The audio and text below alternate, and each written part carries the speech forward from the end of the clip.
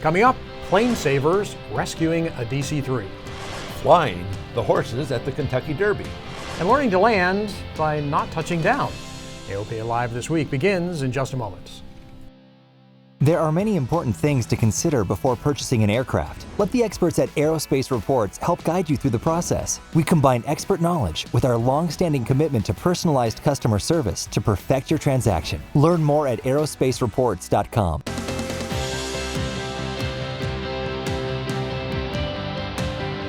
This is AOPA Live This Week with Tom Haynes and Melissa Redinger. If you're counting down, it's a little over a week until AirVenture 2019. The theme this time is Year of the Fighter. It's the 50th year the event has been held in Oshkosh, and it's been branded as AirVenture since 1998. But hey, whatever you call it, it's going to be a good time.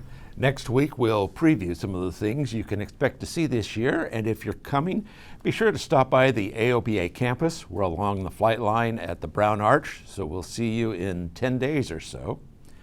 And we're getting a sneak peek at what is bound to be one of the most talked about airplanes at the show, a new two-place Sonic jet. The Subsonic's JSX-2T is a two-place version of the popular experimental amateur-built jet. The company says it will be the lowest cost jet trainer ever. It's designed to fly like the single-place version to aid in transition training. The two-seater, yours for just under $140,000. Some assembly required. Well, like a jet, it's on every pilot's wish list. More power. Cub Crafters has just granted the wish, and backcountry pilots will be ecstatic. The company is now offering the CC393i Firewall Forward package for the X-Cub. That's a 215 horsepower fuel-injected four-cylinder Lycoming engine with a three-blade composite constant-speed Hartzell propeller. Say that 10 times for me.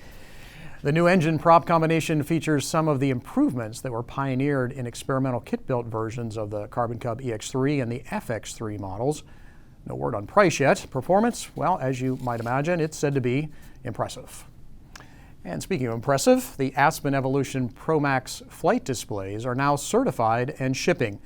As I reported back when I flew it at Sun and Fun, the updated Max series offers faster processing and better displays. If you already have an Aspen display, the company offers an affordable upgrade path for you. It's also easy to install an Evolution if you have a 6-pack.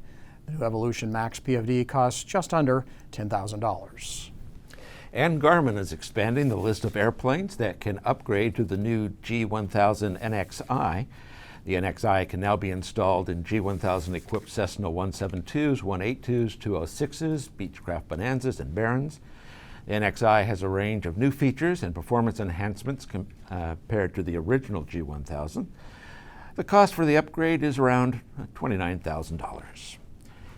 Another affordable ADS-B option is getting closer to approval. The FAA just issued a TSO for the Avionics tail beacon. Now, the TSO means the device has been tested and meets the FAA's requirements.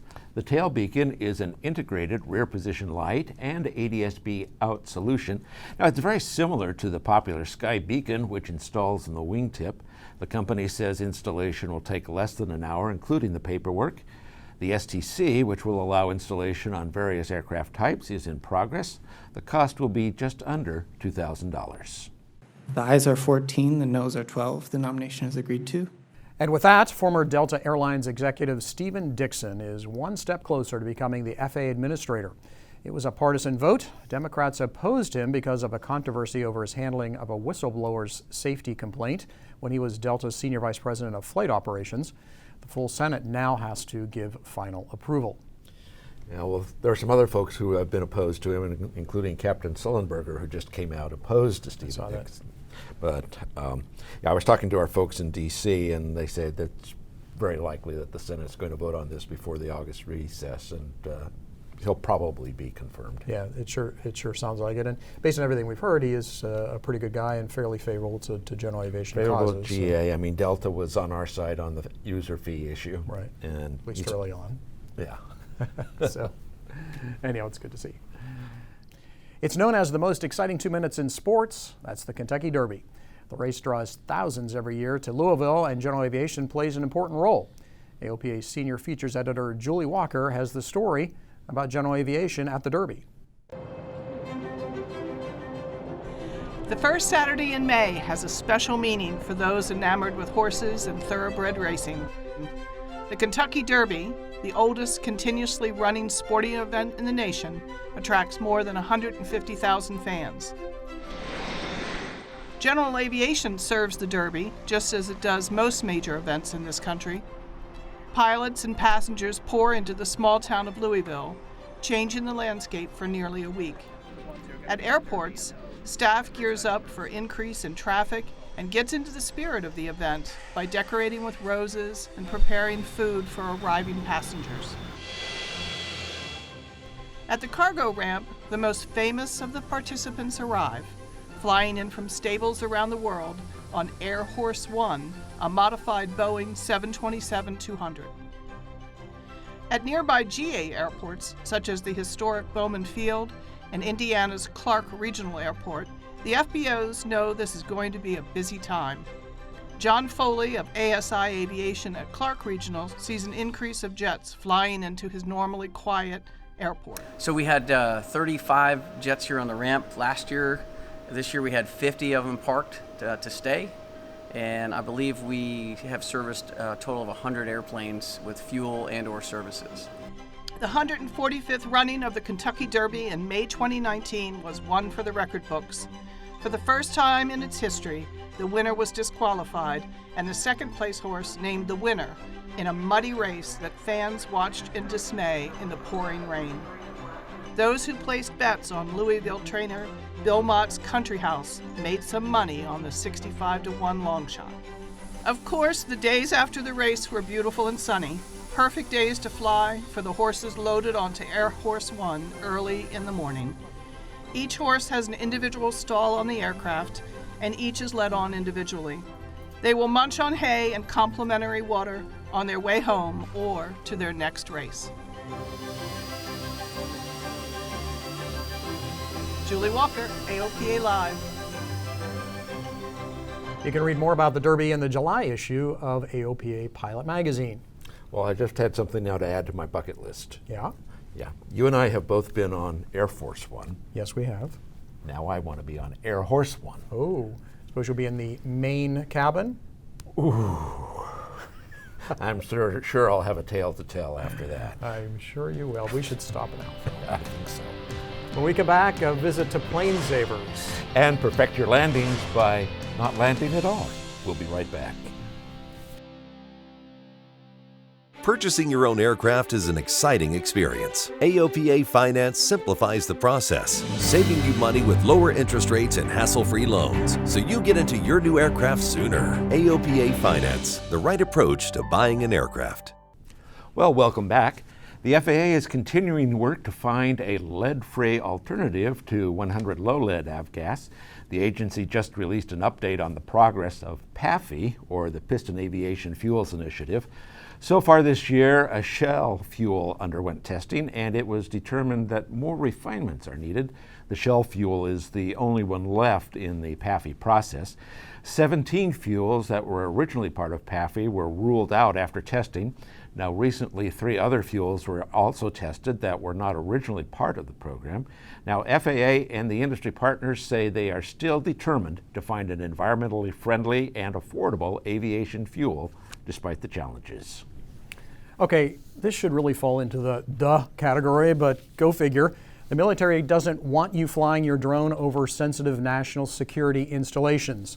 So just to reinforce the obvious, the FAA just put out this notice. The Department of Defense has asked for 12 more sites to be included on the National Defense Airspace list. And the FAA pointedly notes that the military can take physical action against drones flying over their sites. Use your imagination on that one. There's the possibility of criminal charges and up to a year in prison, not to mention civil fines. All drone restricted airspace is viewable in the FAA's Before You Fly app. Now, Rolls-Royce is buying the e-aircraft division from German industrial giant Siemens. Siemens is the leading manufacturer of electric aircraft motors in a wide variety of sizes. And Rolls-Royce, of course, makes turbine engines. And here's why the deal makes a whole lot of sense.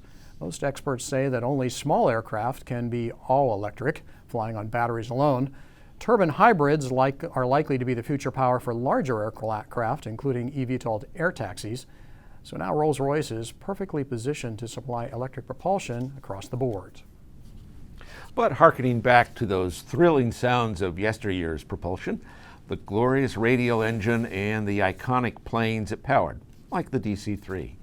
Now here we have an incredible story, bringing a long-neglected DC-3 back to life under an impossible deadline, a crate of spare parts, and the whole world watching.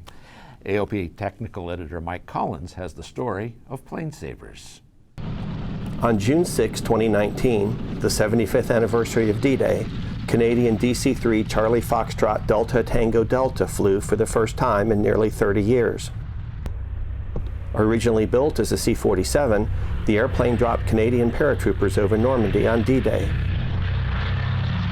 Mikey McBrien, yes, from Buffalo Airways and the Ice Pilot series, initiated the resurrection, and he told the story in 156 YouTube videos. He called the saga Plane Savers. Looking back, this is a truly magical thing that happened, something that you couldn't write. You couldn't sit down and write this. The naiveness of showing up with just a sea can, Uncle Ronnie and Stella and I, in the middle of a place we've never been, in an abandoned taxiway, what we're sitting on now, and how the community grew around this location and spread out past the borders of Longueuil, past the borders of Quebec, throughout, even past the ocean. It was organic. This wasn't something that we've planned, and so every little thing was a bonus. He said the airplane would not have flown but for the help of the school and its students. The biggest surprise to me out of this whole project is the school. ENA is the biggest aviation school in the world, and just by luck, you can literally hit it with a football from where the airplane is sitting, and it was why this airplane looks the way it does, and the reason why it flew is the school. Jean Potvin is the quality assurance manager for the school. So I was working as a mechanic in the old days on those kind of aircraft, so I understand exactly what they are going to passing through. And at that time specifically, many students are working with them as a volunteers, of course, and many of my friends are working with them as a volunteers too. To see the student like that working with that kind of fusion that they got between each other, volunteers, old one and younger one, that fusion was very nice to see, and I think that was the energy that makes the airplane flying today. McBrien told me the soul of the project was encapsulated in the YouTube comments. Some were recurring, like, why is the rudder green? And the rudder's green because it's the spare Buffalo Airways rudder. We couldn't paint it white because it has to maybe go back onto a Buffalo airplane. Why do they call it the hamburger door? In the age of the internet, memes are taken over. Everything becomes a meme at some point. And the hamburger door is our meme. The hamburger door is called a hamburger door because if it's an emergency exit, if you ever used it while the engine was running, you'd be hamburger. Why aren't the roundels centered on the invasion stripes? The roundels are in the right place. The invasion stripes were only temporary, so they didn't worry about symmetry back then. Why doesn't Mikey ever do anything? That is a compliment in a way, because I have to, put a positive spin on everything. Is because what I do is designed to be invisible. That means I did a good job. How was she? Well, I'll give you a hug for doing such a good job, son. That we've had such a magical team here, where everybody was so diverse with their skill set, from painting to videography to internets to actually working on the airplane.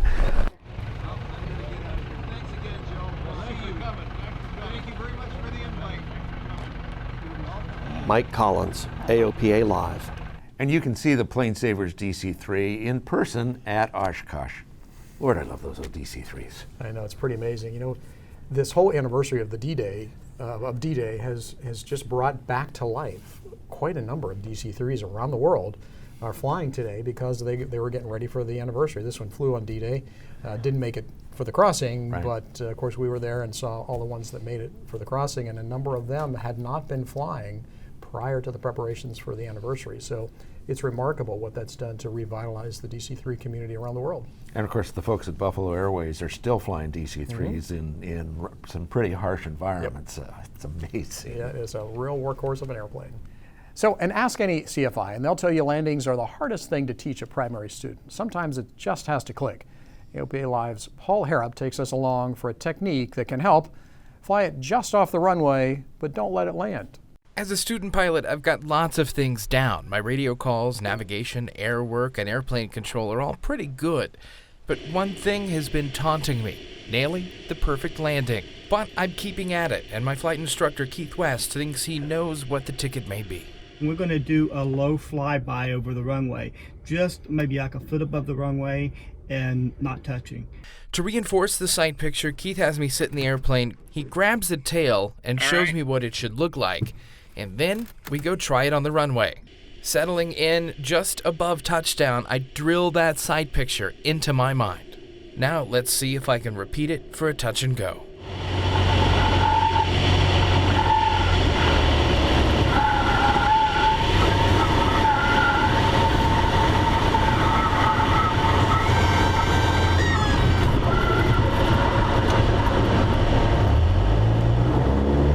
Okay, not too bad. The plan is to practice for 2 hours, take a break, debrief, and go back up.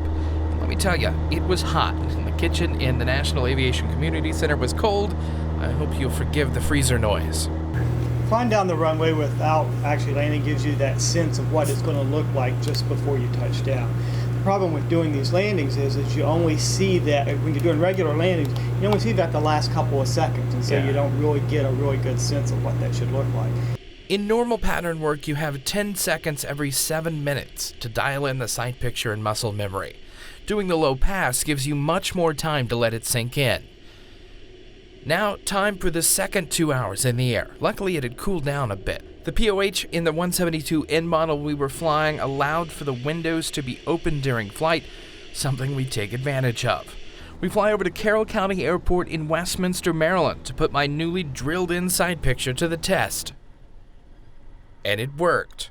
I made some of my best landings yet after that exercise. But you made a lot of progress, and I think it was really good doing those 2 flights back to back like that. I really didn't see any outstanding issues. We're still tending to land just a little bit left of the center line, although you were making the right corrections. Now with the flare under control, maybe I can work on hitting the center line and eventually the numbers, but one thing at a time. Paul Harrop, AOPA Live. And congratulations are in order. About 48 hours after the lesson you just saw, Paul did his first solo right here at Frederick. Congratulations, Paul. Yeah, we really do have to congratulate Paul because it's been a long haul for Paul. He's had a lot of obstacles put in his way, but he's just kept persevering and pushing through, and now well on his way to getting that certificate. Yep, way to go.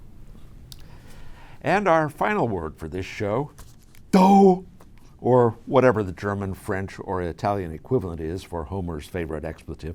You see, the Swiss Air Force demonstration team, the Patrouille Suisse, were set to give a demonstration flyby at a cemetery to honor a Swiss aviation pioneer. Instead, they wound up miles away, flying over a yodeling festival. The team is highly embarrassed by the mix-up, but they blamed it on the fact that their aircraft are not GPS equipped. We're told the yodeling fans were elated. Can you yodel, Tom? I cannot yodel, but I would like to think I could find my way there, but I guess without GPS, maybe not so much. Makes some of our mistakes look pretty basic. Yeah, well, they'll just have to go back to basic pilotation. I guess so. Okay. That's it for our show this week. Join us back here again. And until then, like, comment, and subscribe if you're watching on YouTube. And let us know how we're doing. Our address is aopalive@aopa.org.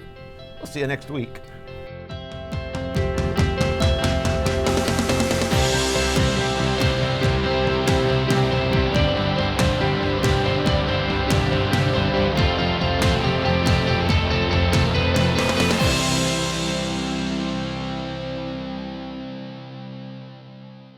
The people of AOPA's Legal Services Plan work to help protect your certificates, and they love to fly as much as you do. The AOPA Legal Services Plan is offered as part of our Pilot Protection Services. It's a members-only benefit provided to thousands of pilots like you.